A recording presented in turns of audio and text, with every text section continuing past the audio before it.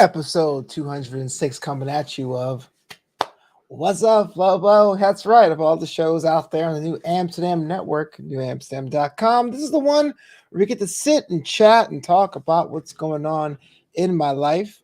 Just little quick hits. I had to replace my headphones with other headphones. See, what happened was I actually like these. These are like they're now $40, but the times were 20. LYXs, Haas 10s. They're cheap headphones, but I love them a lot. They're kind of like pound for pound. They're durable. I can like toss them. And it started to fray in the air cup finally after like 4 years of having it. And so I actually had a headphone from Sony, which is a much better microphone, but it just made my head look weird.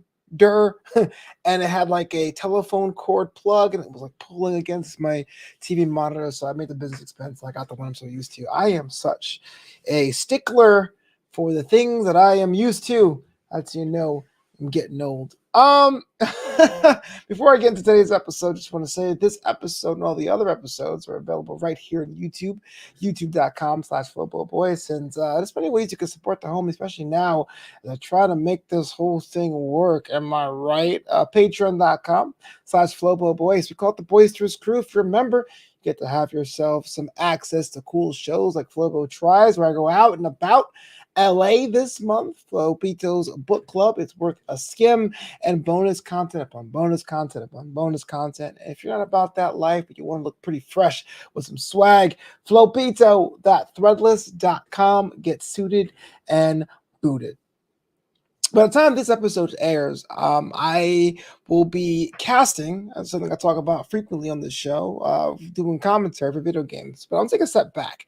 About a month ago, a very well-known person in the Rocket League game community who happens to be black said basically a shot across the bow. I was like, hey, is there any black creators out there? And I knew him personally, but enough of my friends had tagged me in that post. We started talking. And what I realized and learned is that he was organizing, along with his associates, basically a Black History Month event. This is basically showcasing players in production and casters and everyone of color, black people who play Rocket League, which is pretty cool because when I got into the game, I thought I was just myself. Then I first found the community of older people. Then I found a community of nerds like myself. And now being able to find a community of black people playing this fantastic game that's, I think, approaching, 7 years old now? Yeah, 7 years in July. It's just crazy. It blows my mind. So I was down to do it. I'm not sure I'm down to participate. I'm down to cast and or commentate, and it's been love ever since. I had the little notice on my social media. People came out of the woodwork to say, "Hey, man, I'm so happy for you. I've seen you grow. I've seen you love doing, and that only means a lot to me." But it's so weird, man. And a lot of my baby boomer and Gen X friends get it, but don't get it. They understand that there is a industry for video games. Why not? We went to a game store or a toy store and bought games. Obviously, someone's profiting, but how deep the rabbit hole goes blows my mind. And when I was a kid, thankfully, I was the youngest child. My brother had a little bit difficult than I did in that regard. We had the NES, and playing during weeknights, maybe an hour tops, but your homework had to have been done. But usually that was a weekend thing, and weekends were still already a slim thing because you had Saturday school on Saturday and church on Sunday, right?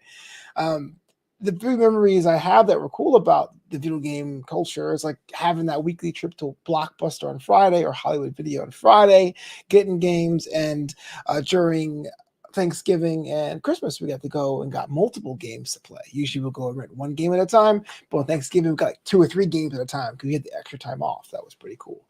So seeing video games not only become more than that, and consoles being $600, and there are people who are paid to play games online with streaming, and there's professional athletes, or I'm not sure, there's cyber athletes, e-athletes, esports blows up, and there's LANs.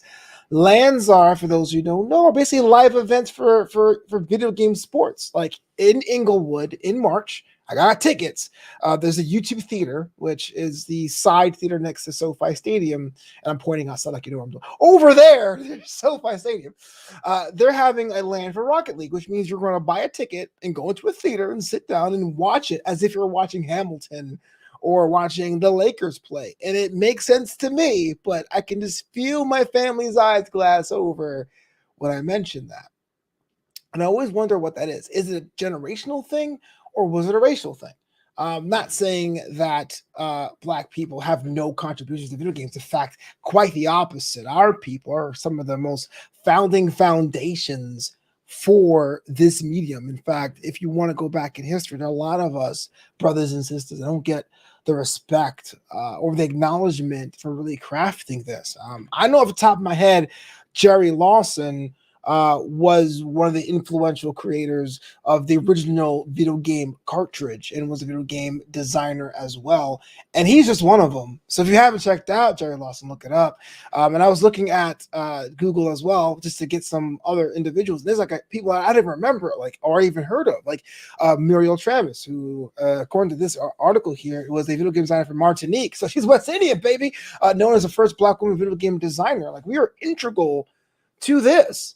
But at the same time, because we were minorities and we were seen as keeping our heads down and working extra hard in school and get good grades to get a good job to really show out and provide, we almost kind of got away from that. And so when you go to esports events or you see castings, a lot of people who play the game now are not us. There are people who are, I don't know, not of color, white people. Yeah, let's feel this is what it is. And it's not a bad thing, trust me. I'm not trying to take away anyone's experience, especially for someone like me who got into games as an antidepressant during dark periods of my life. But it just felt so refreshing to see an event just showcasing people that look like me, even though within that event, there are 1,000,001 ethnicities and lifestyles and backgrounds within that Black community, within that Black gaming community, because we're not a monolith, but it's still surreal. So as it airs right now, this is going to air Wednesday morning. Wednesday afternoon, I'm going to be able to be part of history, to be able to commentate this esport event featuring Black talent on a medium that has grown from the contributions of Black people. And that is what Black history is all about. Granted, looking back and those who trailed away is great, but making your own history for the next generation, that's pretty cool too. And that is surreal to say the least. And if you're a baby boomer or Generation X and you're a gamer too, I apologize. Didn't mean to generalize. I'm not being ageist. I'm just saying my personal Gen X friends, my personal baby boomer friends don't quite understand the medium of crafts or how big the scale goes. And I play Rocket League, which is a fairly small pool compared to like a League of Legends or Call of Duty or even a Halo. Those are much bigger. Overwatch are much bigger properties out there in that space. Honored is the word I'm trying to get to. And before I get out of here, little grammar thing. I totally don't like it when people mean to say honored, but they say humbled instead. Like, humbled is supposed to be when you're being taken down a peg. Like, I thought I could drive with my eyes closed. I got into an accident. That was a humbling experience. Not, here's an award for being the best host ever. I'm humbled. That doesn't, you're supposed to say, I'm honored, not humbled. Humbled is not something to. All right, I'm out of here. Yo, do yourself a favor, call your mother. In fact, as I finish recording this, I'm going to call my mother right now so she knows I'm totally not doing this show live. Be back here next week on What's Up, Flobo, man. Episode 207 will be next week. Can't believe there's so many episodes of this show. But due to people like you watching it, I can't cancel it. So until next time, peace.